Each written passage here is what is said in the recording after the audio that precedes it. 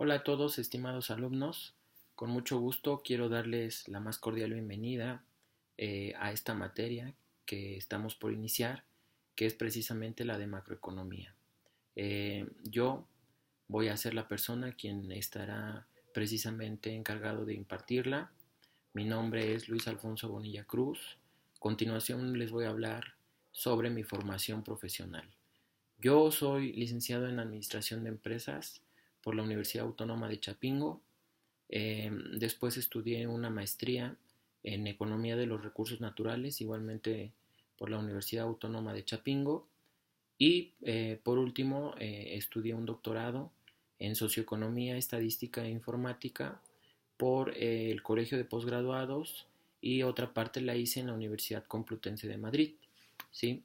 Eh, Hablar de mi experiencia profesional básicamente pues es hablar de un trabajo que he realizado como docente frente a grupo. He impartido diversas materias relacionadas sobre todo en la parte administrativa, estadística y matemática. He dado clases en algunas universidades como la Universidad Autónoma del Estado de México, en la Universidad del Valle de México, eh, para el Tecnológico Nacional de México, eh, para la UNIDES, entre otras universidades. ¿Sí? También me he desarrollado en la parte precisamente eh, de la gestión de proyectos. He gestionado algunos proyectos, también en la parte de la ejecución de los mismos y en la parte también de la consultoría, sobre todo en la parte de la consultoría enfocada a la estadística. Eh, Vamos a hablar precisamente sobre cuál es el contenido que vamos a desarrollar durante esta materia. Primero, bueno, hay que comprender que el aspecto macroeconómico, eh, hablar de él conlleva precisamente a tomar en cuenta un aspecto a nivel macro. Eh, Ustedes ya debieron de haber tomado con anticipación preferentemente la materia de microeconomía. En este caso, hablar de macroeconomía es hablar precisamente de los conceptos más de forma global, hablar, por ejemplo, de cuáles son los fenómenos que tienen que ver directamente con cómo se está comportando precisamente la economía de un lugar o de una región, pero a nivel más general, ¿sí? Estamos hablando de precios, precios generales, estamos hablando de algunos conceptos o agregados económicos, pero a nivel más grande, por decirlo de esta manera, ¿sí? Fíjense, en la primera unidad vamos a revisar de manera general cuál es el funcionamiento de la macroeconomía, ¿sí? Vamos a hablar del concepto, vamos a hablar precisamente de la relación que les mencioné hace un momento que tiene directamente con la microeconomía y cuáles son las escuelas del pensamiento macroeconómico más importantes. Bueno, vamos a hablar, por ejemplo, de lo que es el keynesianismo, de lo que es el monetarismo, cuáles son las diferencias. Vamos a hablar de la escuela clásica y en qué se ha diferenciado con respecto a estas otras escuelas. Fíjense. En la segunda unidad vamos a hablar de cuáles son los modelos y las teorías macroeconómicas. Vamos a aprender conceptos muy generales como son la oferta y la demanda agregada. Vamos a ver o hablar de los modelos económicos, de lo que son el ingreso, el gasto. Vamos a hablar de las tasas de interés.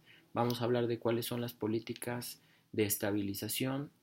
Vamos a hablar de los ciclos económicos, cómo han afectado, cómo se producen, existe alguna manera, por ejemplo, de poder evitarlos o de contrarrestar el efecto que tiene.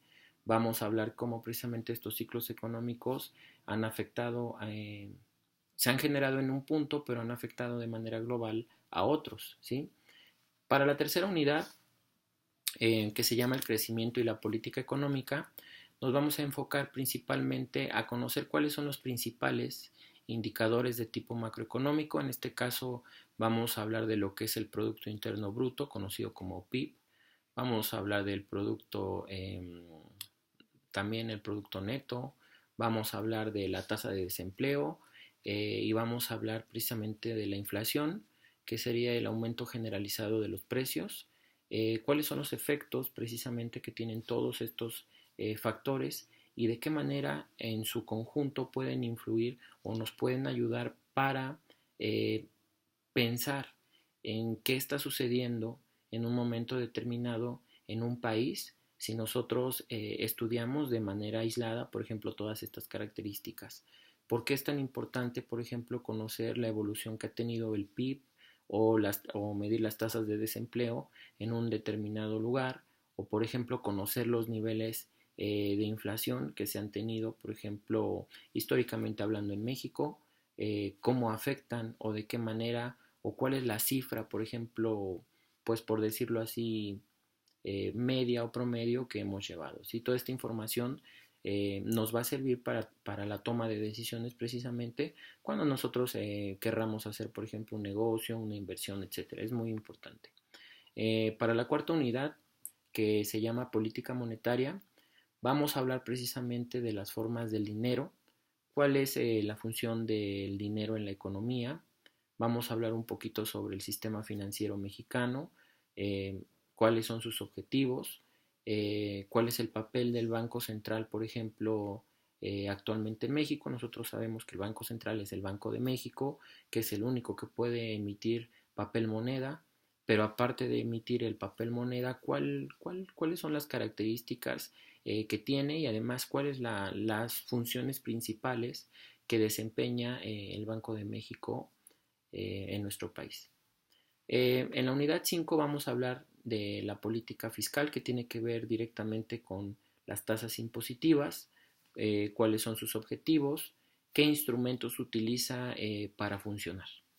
Y por último vamos a cerrar con la unidad 6, que es hablar de modelos de economía abierta y los movimientos internacionales, precisamente cómo podemos medir en un país cuál es la capacidad que tiene, por ejemplo, de pago a través de la balanza de pagos y también hablar de la balanza, por ejemplo, comercial. La balanza comercial tiene que ver directamente con cuáles son los saldos que se generan a través de las exportaciones y de las importaciones de productos, ¿sí? ¿Qué saldo tenemos? Históricamente, ¿qué saldo hemos tenido? Es bueno tener un saldo positivo, negativo, es decir, un déficit, un superávit. Vamos a estudiar históricamente cómo nos ha ido respecto a esto, ¿sí? Eh, a final de todo este temario, vamos a ver precisamente que todos estos conocimientos nos van a permitir tener o conocer de manera general, de manera macro, cuál es el comportamiento, por ejemplo, de un país o de un lugar, pero a nivel más global, ¿sí?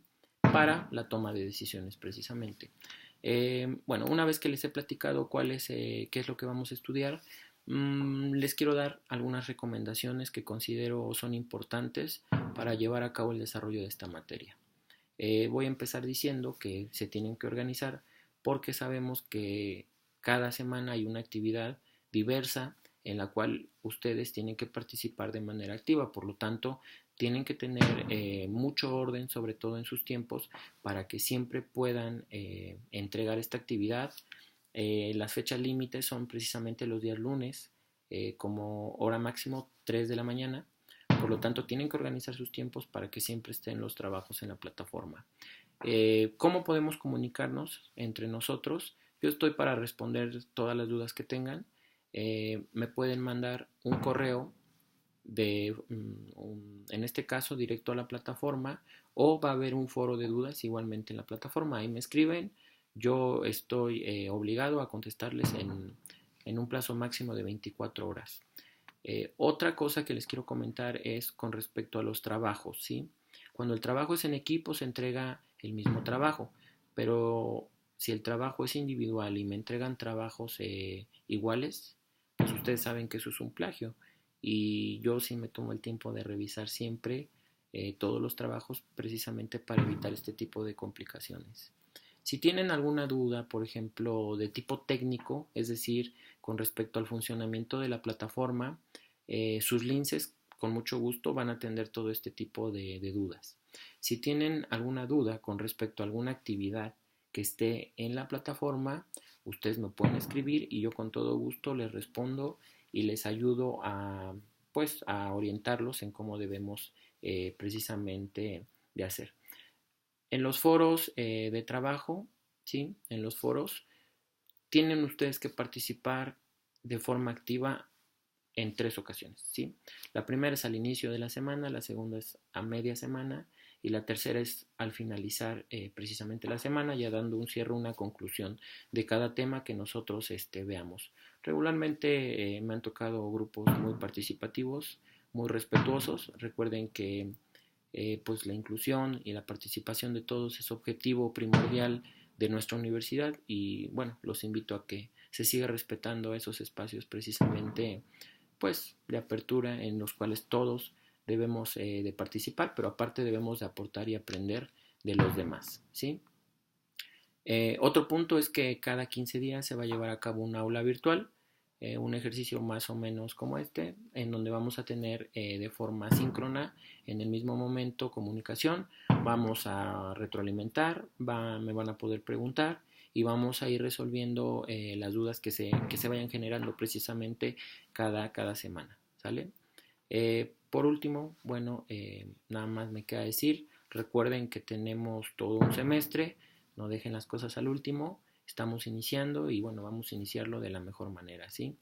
Comenzamos 19 de agosto, terminamos en diciembre, así que por favor cuiden sus tiempos.